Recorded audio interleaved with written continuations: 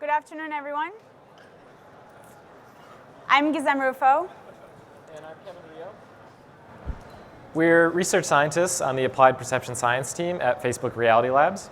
The main goal of our work is to understand the limits and capabilities of the human visual system, and in turn help AR/VR engineering teams tailor their hardware and software to perfectly match our perceptual abilities. Today, we're really excited to share with you how you can use some of the same principles to refine the apps, games, and the experiences that you're building. To build compelling experiences, you're faced with many decisions to make throughout the design and the development process. These decisions may be related to mechanics of gameplay, character treatments, camera control, input methods, and so on. So how do you go about making these decisions? You might be using a variety of methods today, such as playtesting, UI/UX research, A/B testing, or even personal experience and intuition. VR adds another layer of complexity to this decision-making process. In 2D content, such as movies, the director has the ultimate control over which frame we see. In 2D games, the player has a bit more control over the frames if they have the ability to control the camera. However, in interactive VR experiences, the mechanics are significantly different. The user is immersed in an environment with rich perceptual cues, and they have almost full control over where they want to look.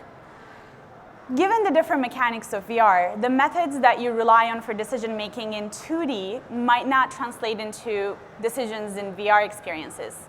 For example, the additional 3D shading cues on these robots might affect your ability to target them using 6-off controllers. So what can you do? Today, we'd like to introduce you to another method that may help you optimize this decision-making process and produce generalizable answers. Meet psychophysics. Let's use an analogy to define psychophysics. Einstein asked the question, what is the relationship between matter and energy? And found how matter converts to energy with his famous equation, E=mc². Similarly, psychophysics asks the question, what is the relationship between matter and mind? Let's take a physical property such as the wavelength of light. This information gets processed through our perceptual system, in this case the eyes and the brain, and results in a sensation such as red. To put it formally, psychophysics studies this relationship between physical matter and sensations. But how do we go about measuring the relationship between matter and sensation? Psychophysics uses a set of methods to measure how behavior changes in response to a physical stimulus of given strength. This relationship generally looks like this. This curve is called the psychometric curve. And this pattern that you're seeing is strikingly similar across many different stimulus and behavior relationships.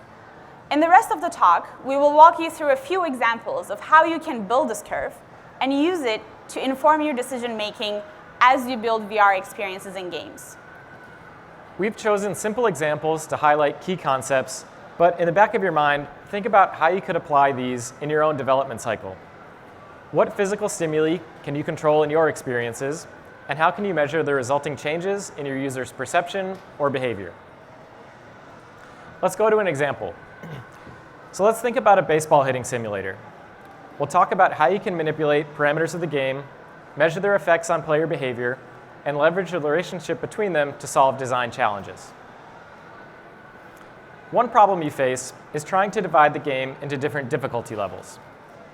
You want to create levels that feel equally spaced in difficulty so that players don't get frustrated because each level is just a bit harder than the one before it.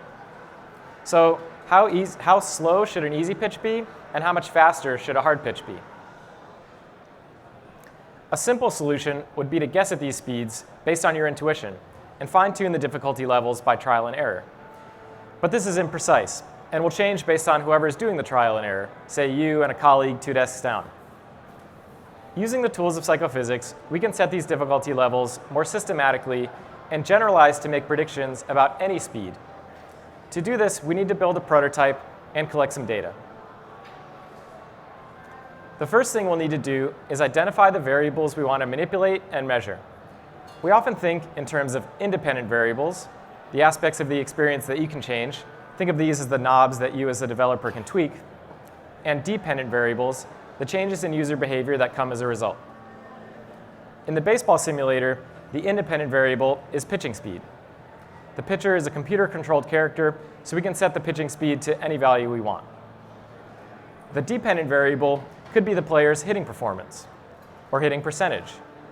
For pitches of a given speed, say 80 miles per hour, how often do players successfully hit the ball? Is it 20% of the time, 50%, 80%? We can expect that as pitching speed increases, players will have a harder time seeing and hitting the ball, so their hitting percentage will decrease. Let's use psychophysics to quantify this relationship more precisely.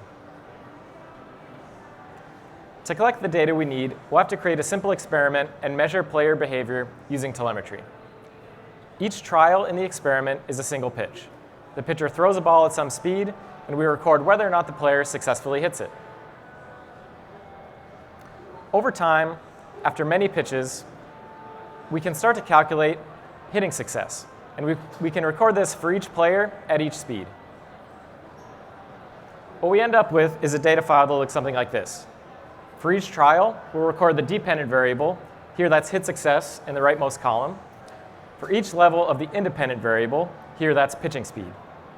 We can also record the trial number, a player identification number, and other information, and save them to a big text file or CSV. Once we've collected data across many players, we can average each player's hitting performance. This will give us the data we need to start drawing some definitive conclusions. Now that we have this data, let's try to visualize it. Typically, when plotting data, we will use the horizontal or x-axis for the independent variable. In this case, it's pitching speed. And we will use the vertical or the y-axis for the dependent variable, in this case, hitting percentage. Each player in our experiment level swung at many pitches at various speeds, and based on that, we computed a hitting percentage. Suppose a given player sees 20 pitches at a relatively high speed, and we're able to hit only 6 of them successfully. So their hitting percentage will be approximately 30%, and this is what I'm plotting here with that orange dot. We can do this for a range of pitching speeds, and we can also do the same thing for multiple players, which we're showing here with 2 different colors. Some players will be better at this game than others, so there will be a variability of distribution across their hitting percentage. To simplify the analysis, we will usually compute the mean across the players, and that's what we're showing here. But we can always go back to the individual data if you wanted to look at things in more detail. Now that we have a good estimate of how hitting percentage varies across different pitching speeds, we can fit a mathematical curve to this data.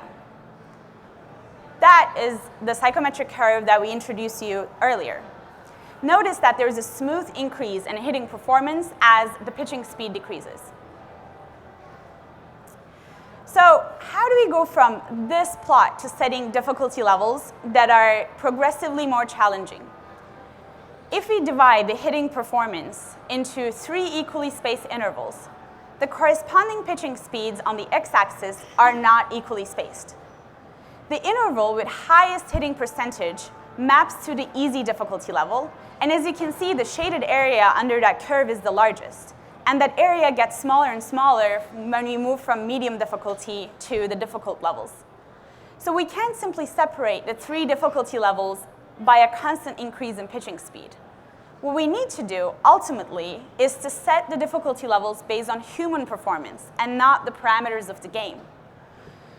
In the next example, we will look at how we can apply the same curve to study how things appear to your users. Here, we quantified how player behavior changed, but we can also quantify what players perceive. Imagine that you have a hidden object adventure game where players can only progress through the game if they find certain objects within the scene. In a game like this, say you want to figure out the color contrast between the objects with respect to their backgrounds, such that some objects are easier to find and some are more challenging to find. Let's say you already know the color scheme and style that you want to use for this experience or game, but you don't know how to hide the objects such that you create various levels of difficulty. The first step is to determine the parameters of interest. In this example, we have two independent variables. The first one is the contrast of the objects against the background, and the second is the color of the objects, say yellow, red, and blue, depending on your design language. The dependent variable will be the time it takes to find a given object in the scene. We can expect that as contrast against the background decreases, the time it will take for the players to find a given object is going to increase. To collect the data we need, let's again set up a prototype level where we can manipulate these variables systematically. Each trial in this experiment is a single attempt to find a given object in the scene, and they have to do this as soon as possible. The player is presented with a scene which has a specific color, like this one, in this case, yellow, and the contrast ratio between the objects and the backgrounds might be different from trial to trial. Both the color and the contrast changes every trial, and we're going to test a range of colors and a range of contrasts. So let's look at a couple example trials. So this is a high contrast yellow scene where you're trying to find a microphone, and because the contrast is really high, you're pretty quick to find it. Here is another trial. Say the scene is red and you're supposed to find the paper plane, and the contrast is much lower now, and it takes you a little longer to find this object. And let's look at a really low contrast scene where you're trying to find the shoe, and because it's very low contrast, it's taking you much, much longer to find the object.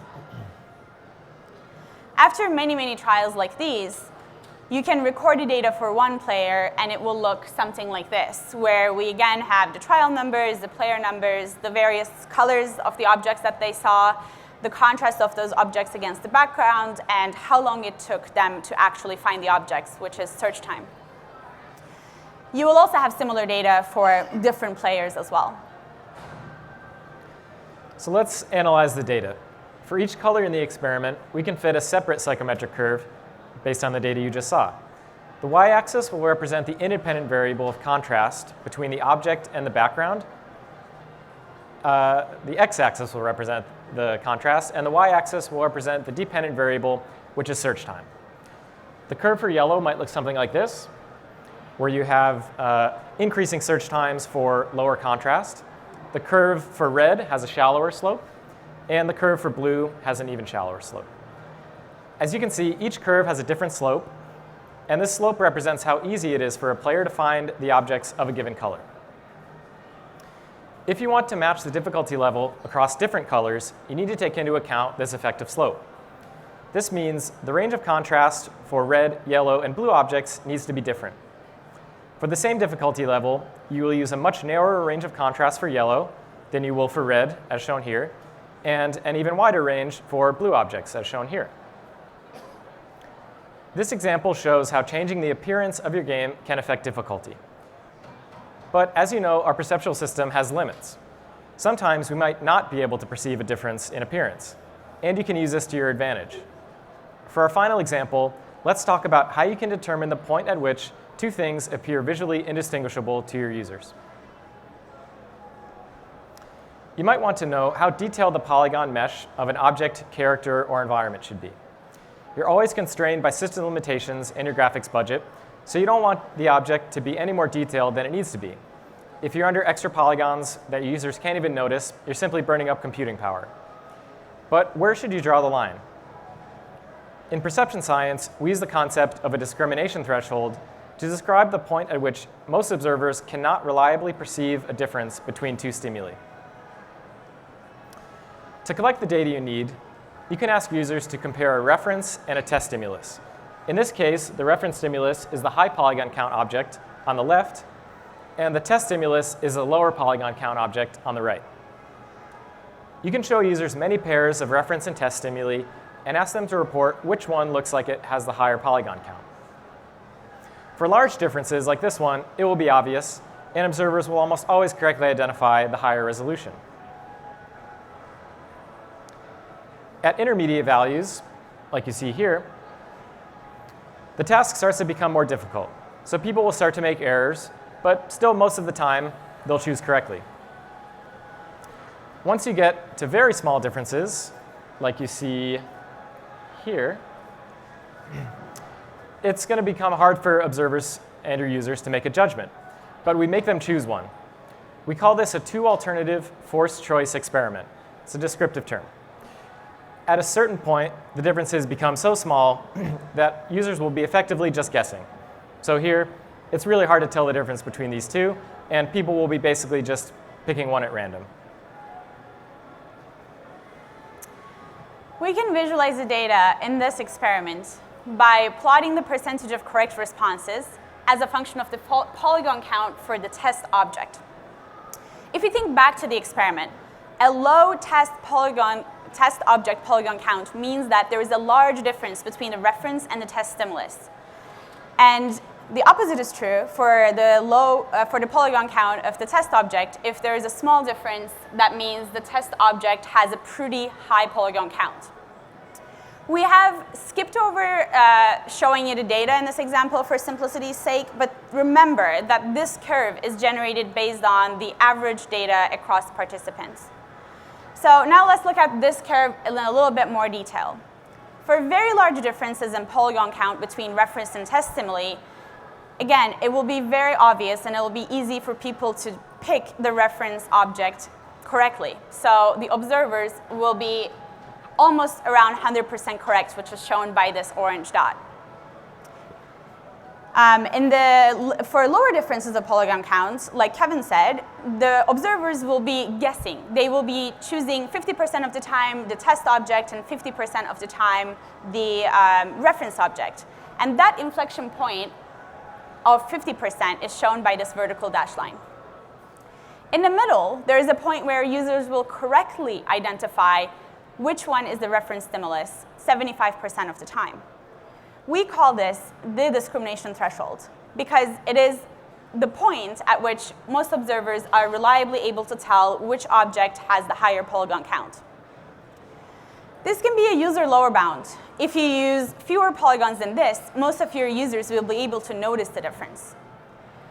Depending on your graphics budget, you might be able to choose different values between the 75% point and the 50% point. For example, for the tighter graphics budget hardware like Oculus Go, you might want to be a little bit towards 75%, but for PC-based systems like Rift, you might actually push the polygon count further.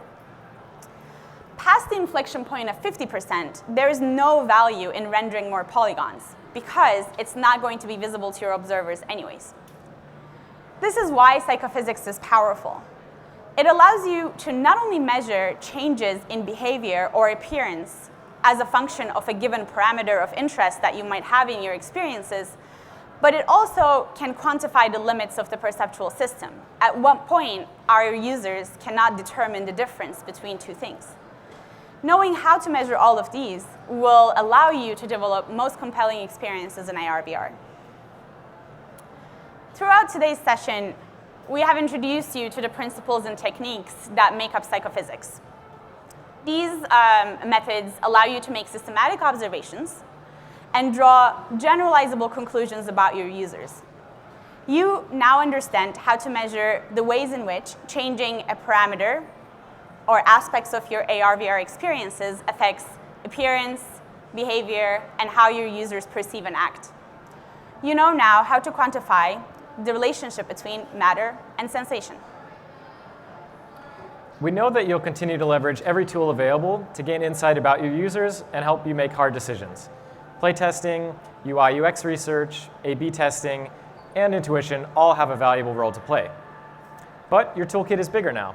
You know about psychophysics. As you leave the session today, think about how you can leverage this new tool. What user perceptions and behavior do you care about? How can you quantify them? Even simple experiments with relatively small numbers of participants can tell you a lot. Fortunately, there are many free and open source tools that you can use to get started right away. We recommend Python. It's open source, and there are packages to help you at every step of the process. You can use PsychoPy to generate and run simple experiments using either a scripting or a GUI interface. Our team has supported the development of PsychXR, which allows you to run the experiments you build in PsychoPy on HMDs like RiftS, CV1, and DK2. NumPy and Pandas are useful tools for data analysis, and Signifit3 allows you to fit the psychometric curve to your data. Finally, Matplotlib allows you to create compelling and informative data visualizations so you can make sense of and share the results. Without these tools and the concepts we've introduced you to today, we wouldn't be able to do what we do, helping build AR and VR devices that mesh perfectly with our perceptual system. So please come find us at the Speaker Pavilion right after our talk. We would love to learn more about the challenges that you're facing and all the decisions that you have to make. And we would love to chat with you about how you can begin applying the principles of psychophysics immediately to the experiences that you're developing. Thank you.